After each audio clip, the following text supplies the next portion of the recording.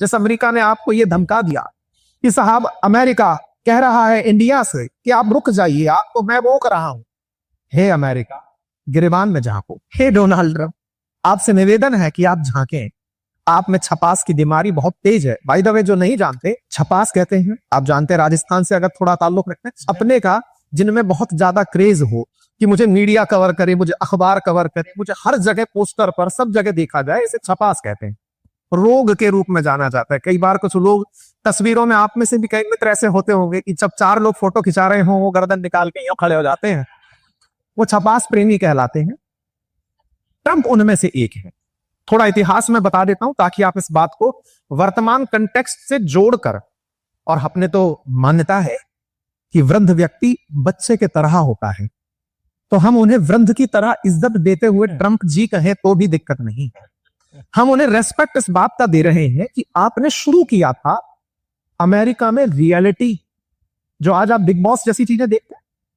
America में big boss जैसा धारावाहिक शुरू करने वाला यह व्यक्ति था। यह असल मायने में एक न्यूज एंकर ही था। इसे टीआरपी पता है, इसे मीडिया अटेंशन ग्रैब करना आता है, नैरेटिव को कंट्रोल करना आता है। विचार करिए, जब से यह व्यक्ति चुनाव में सेकंड टाइम खड़ा हुआ, नेशनल मीडिया ने हमारे देश की न्यूज को ट्रंप से कम ही कवर किया। हमारी न्यूज में, हमारे सबके सेशंस में ट्रंप हेडलाइन किसी ना किसी कारण से, पहले मैं ट्रेड टैरिफ शुरू करूंगा, फिर हटाऊंगा, अब चीन पर लगाऊंगा, अब हटाऊंगा, अब प्रधानमंत्री मोदी से ऐसे बोलूंगा, अब जेलेंस्की को झाड़ूंगा, अब पुतिन को फोन करूंगा, अब कोरिया की तारीफ करूंगा।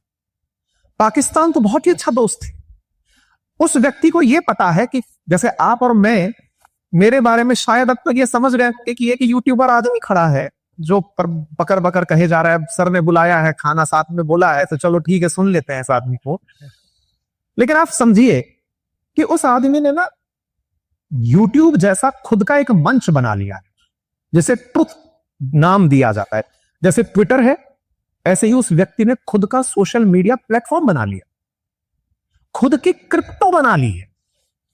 आज बिटकॉइन के बारे में हम जो ये सोचते हैं कि लाख से ऊपर चला गया, $1,00,000 से ऊपर चल रहा है, उसको ये समझ में आया कि पहले पर्सनल ब्रांडिंग करो, खुद का सोशल मीडिया बनाओ और खुद की करेंसी ले आओ। मतलब उसको लगता है कि साइंटिस्ट ने कौन में जाके कह दिया कि आप अगले रावण हैं, आप अमर रहेंगे। शायद उसके पास कुछ ऐसी चीज है जिससे उसके अंदर ही गलतफहमी भी आ गई कि मैं तो मरने वाला ही नहीं हूं, मैं धन संग्रह कर लेता हूं, मैं फेम संग्रह कर लेता हूं, बाद में जाकर के इसी को एंजॉय करूंगा। वो इस पागलपन के साथ, आप में से बहुत सारे लिसनर्स मेरी अज्ञानता पर मनी मन हंस रहे होंगे कि यार ये अमेरिकी राष्ट्रपति के बारे में ऐसे बोल रहा है। देखिए साहब, जब ये बीमारी आती है ना, अक्सर हम में से 2 तरह के लोग तैयार हो जाते हैं। कुछ लोग ये मानने के लिए तैयार हो जाते हैं कि ये जो बीमार आदमी है, और कुछ लोग ये कि हम बीमार हैं। आप कभी बिना प्रभावित हुए नहीं रह सकते। या तो आप खुद को कमतर आंकना शुरू करते हैं, या सामने वाले को लार्जर देन लाइफ। वो व्यक्ति एहसास यही करा रहा है कि मैं लार्जर देन लाइफ हूं, मेरे जैसे व्यक्ति दोबारा जन्म नहीं। हम वापस भारत पर ही लौटते हैं, क्योंकि नजरिया हमने उसके द्वारा थोपा हुआ अपने ऊपर लगा लिया। हम भारतवासियों में जो सबसे ज्यादा जरूरत है वो आत्मविश्वास बढ़ाने की है। हम इस बात से क्यों प्रभावित होते हैं कि ट्रंप ने कहा कि मैंने 14 बार सीज फायर, 14 बार बोल चुका है कि मैंने सीज फायर। हम इस बात से क्यों प्रभावित होते हैं भाई?